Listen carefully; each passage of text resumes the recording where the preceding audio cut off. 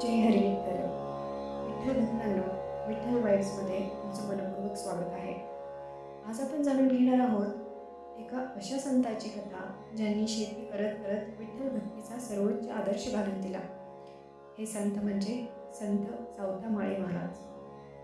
संत सावतामाळी महाराज हे सोलापूर जिल्ह्यातील अरण या गावातील रहिवासी होते. ते व्यवसायाने माळी होते. फुले, भाजीपाला आणि शेती हेच त्यांचे जीवन होते. पण त्यांच्या जीवनाचा खरा श्वास होता विठ्ठल विठ्ठल विठ्ठल. सावता महाराज सकाळपासून संध्याकाळपर्यंत शेतात काम करत असत.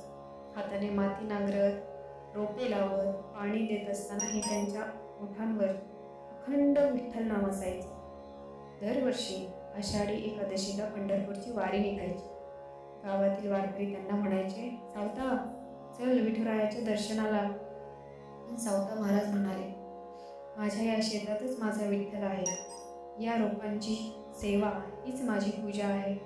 विठ्ठलाचे नाम घेत मी माझे कर्तव्य पूर्ण करेन. एकदा काही वारकऱ्यांनी त्यांची थट्टा केली. पंढरपूरला न जाता विठ्ठल भेटेल का? सावता महाराज हसले आणि म्हणाले, भक्ती खरी असेल तर विठ्ठल स्वतः भक्ताकडे येतो. असे म्हणत ते पुन्हा कामाला लागले. त्यांच्या अंतःकरणातील भक्ती पाहून विठ्ठल आणि रखुमाई प्रसन्न झाले. असे म्हणतात की विठ्ठल स्वतः सावता महाराजांना दर्शन देण्यासाठी त्यांच्या शेतात आले. विठ्ठल म्हणाले, सावता तुझ्या श्रमात भक्ती आहे, तुझ्या कर्तव्यात पूजा आहे. तू मला पंढरपुरात नव्हे तर प्रत्येक कर्मात शोधलेस.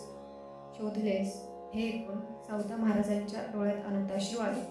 त्यांनी विठ्ठलाच्या चरणी मस्तक ठेवले. संत सावता माळी महाराज आपल्याला शिकवून गेले की देव फक्त मंदिरात नसतो. प्रामाणिक कष्ट, निस्वार्थ सेवा आणि अखंड नामस्मरण यातच विठ्ठलाचा वास असतो. म्हणून आजही वारकरी प्रेमाने म्हणतात, कांदा मुळा भाजी अवघी विठाबाई माझी. विठ्ठल वाईब्समध्ये आपण संत सावता महाराजांची आणखी एक लोकप्रिय आणि भावनिक कथा तुम्हाला ऐकते. संत सावतामाळी महाराज हे पंढरपूर जवळील अरण गावात राहत होते. ते व्यवसायाने माळे असल्याने शेतात भाजीपाला पिकवणे, फुलांची लागवड करणे आणि कष्टाने उदरनिर्वाह करणे हेच त्यांचे जीवन होते. पण त्यांच्या हृदयात मात्र एक नाव अखंड निनाद असे, ते म्हणजे विठ्ठल विठ्ठल. आषाढी एकादशी जवळ आली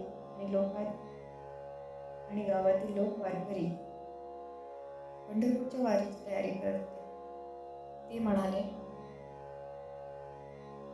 सावता चल विठुरायाच्या दर्शनासाठी.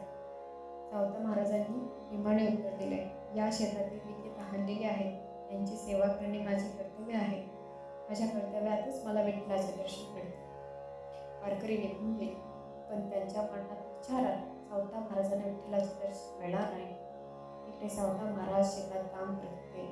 त्यांच्या हातात कोयता होता. ओठांवर विठ्ठलाचे नाम होते, विठ्ठल विठ्ठल जय हरी. त्यांच्या निष्काम भक्तीने, प्रामाणिक कष्टाने विठुराया प्रसन्न झाला.